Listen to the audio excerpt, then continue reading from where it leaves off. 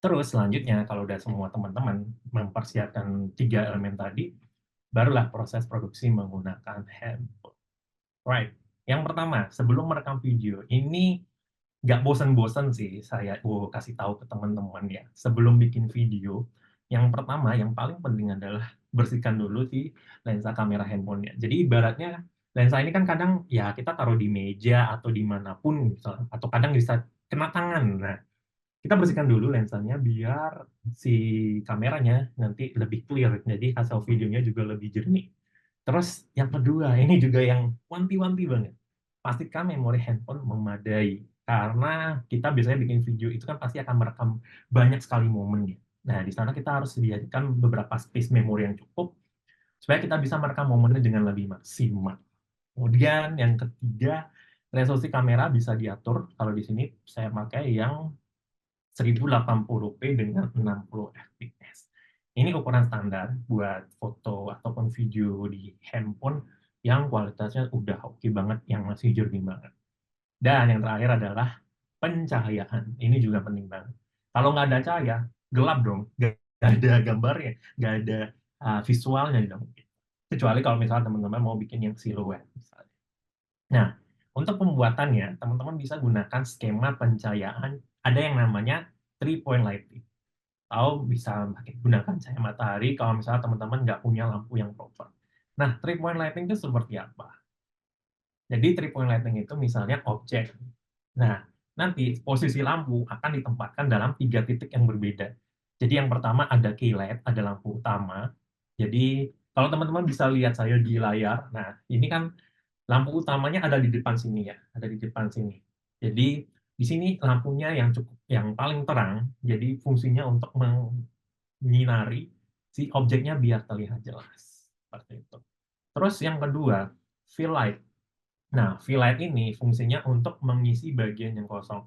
Semisal, kalau kita mengarahkan cahayanya seperti ini di depan, pasti bisa di bagian samping sini nggak ada apa ya, cenderung gelap lah ibaratnya. Nah, fungsinya pakai fill light itu untuk mengisi ruang kosong, jadi biar lebih hidup si objeknya. Terus yang ketiga, backlight. Nah, backlight seperti yang di belakang ini, jadi fungsinya untuk memisahkan antara si objek sama si background-nya. Jadi biar kita seolah-olah berdimensi, lebih hidup si kontennya atau si tampilannya, biar lebih bagus. But kalau teman-teman belum bisa sampai ke sana, enggak masalah. Bisa pakai cahaya matahari aja seperti ini. Nanti ya, coba di next. Nah, ini untuk penempatan lampunya, kayak yang seperti tadi disampaikan. Jadi posisinya bisa diatur sedemikian rupa kalau misalnya kamarnya sempit atau misalnya kurang memadai ruangannya, nah bisa seperti ini.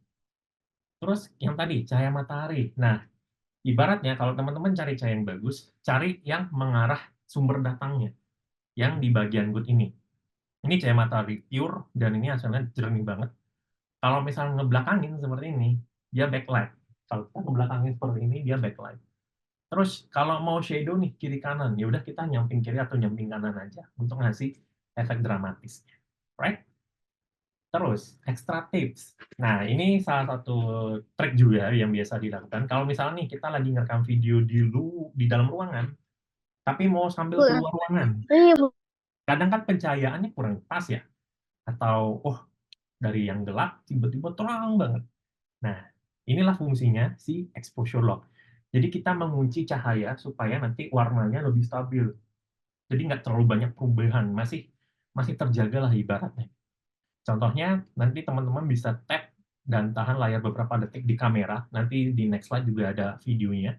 Nanti muncul tulisan ALO. Jadi biar teman-teman, oh udah tahu nih cahaya udah pas. Nanti pada saat rekam, semua cahayanya nanti akan sama. Seperti itu. Terus, pemilihan visual video. Nah, tadi udah ada alasan kenapa harus banyak nyiapin memorinya. Jadi, untuk memorinya, ini nanti akan ngaruh ke sini. Rekam sebanyak mungkin.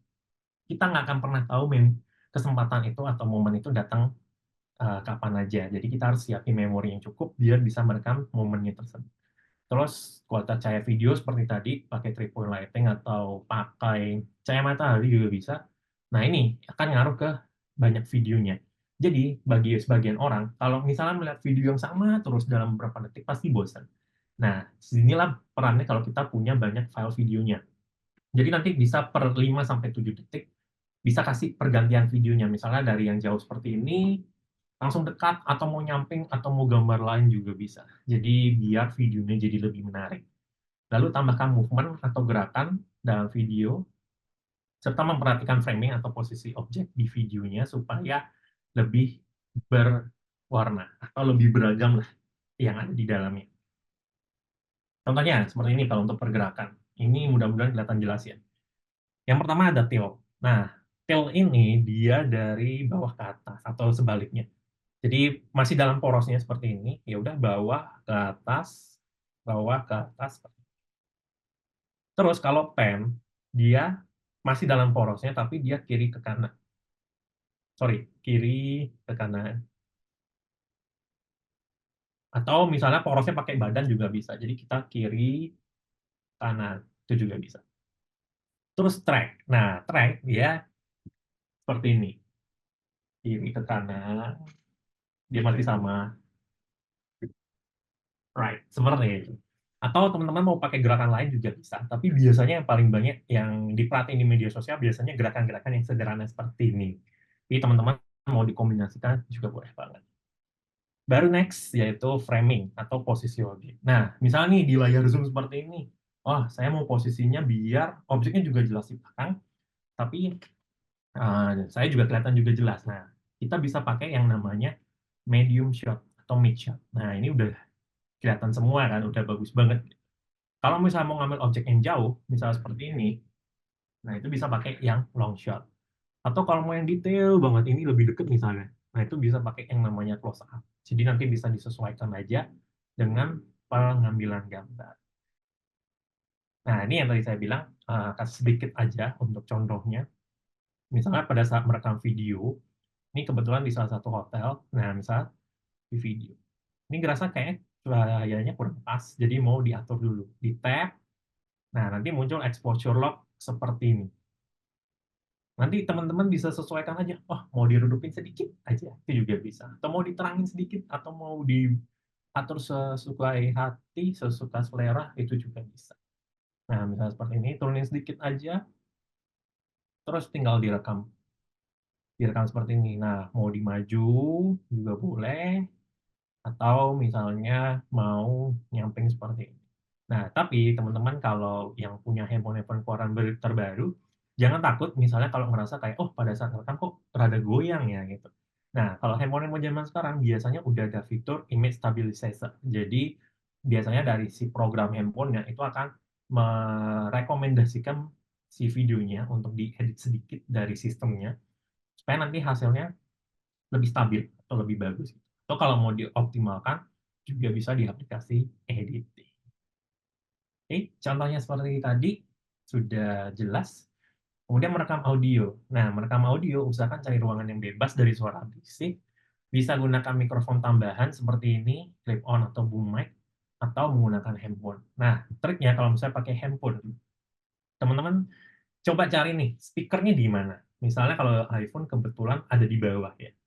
Nah, nanti teman-teman kalau di bawah bisa pakai jarak tangan aja, misalnya 4-5 boleh. Jadi dijarakin seperti ini aja, boleh. Nah, seperti ini. Jadi tujuannya biar nggak terlalu dekat. Kalau terlalu dekat kan kadang suara yang kayak zzz, kayak bising banget gitu.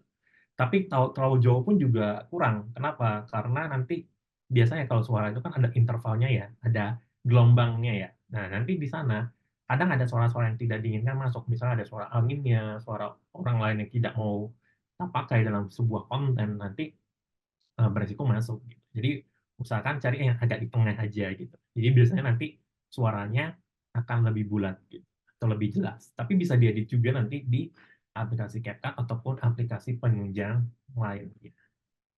Nah, nanti teman-teman udah punya audionya, bisa di setting. Misalnya nanti teman-teman mau pakai audio background yang trending, atau mau instrumental juga bisa. Nah, ini settingannya juga penting. Kenapa? Biar suaranya nggak bertabrakan. Nggak enak dong kalau misalnya nonton video, tapi suaranya nggak jelas gitu. Antara si voice over-nya sama background-nya kok nabrak nggak, kok suaranya balap-balapan ya. Nah, jadi kalau saya biasanya triknya seperti ini. voice over-nya 100% aja, back sound atau sound effect-nya bisa sekitar ini 10-15 atau 5-10% aja. Jadi biar suaranya nggak bertabrakan dan masih ramah di telinga. Nah, ini juga solusi buat teman-teman yang rada mager, misalnya kayak, waduh, bikin video bahannya kurang, atau misalnya audio, mentok nih, gitu. Teman-teman bisa cari bahannya di sini. Ada di Pexels, Pixabay, Videvo, dan Mixkit. Audio juga sama, Audio Library, Bensound, Pixabay, dan juga Mixkit. Tapi, ada tapinya. Teman-teman bisa cek kembali lisensinya sebelum digunakan, karena ada beberapa tipe free, ya atau no copyright ya bilangnya, tapi with permission. Misalnya mereka minta kayak, oh tulisin courtesy-nya atau misalnya sumbernya dari mana. Atau misalnya kayak memang, oh 100% free, ya udah kita nggak usah pakai sumbernya dari mana, kita bisa langsung pakai. Jadi teman-teman perhatiin aja kalau misalnya mau ngambil sumber dari luar. Karena ya balik lagi, kalau kita pakai data orang tanpa izin, itu ya cukup beresiko kalau ke depannya misalnya ketahuan. Ya syukur-syukur kalau misalnya memang dia baik untuk ngasih izinnya. Tapi kalau misalnya enggak, bahaya juga sih, karena bisa diproses secara hukum. Right? Mungkin cukup panjang ya penjelasannya dari materi tadi, jadi saya coba mau kasih teman-teman untuk rileks sejenak. Jadi ini akan jadi beberapa menit untuk santai sejenak, tapi sebelumnya saya mau kasih contoh dulu video yang pernah saya buat dari handphone, yang baru saja juga di-upload beberapa hari lalu.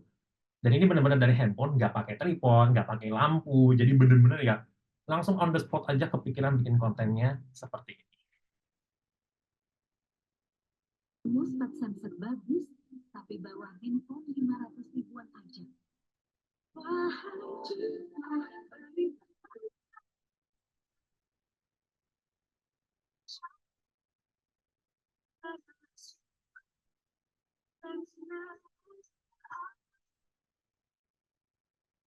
Right. Jadi sesimpel itu. Jadi kepikiran kayak, wah sunset nih, bagus dibikinin konten, tapi baru kepikiran kayak time-lapse aja.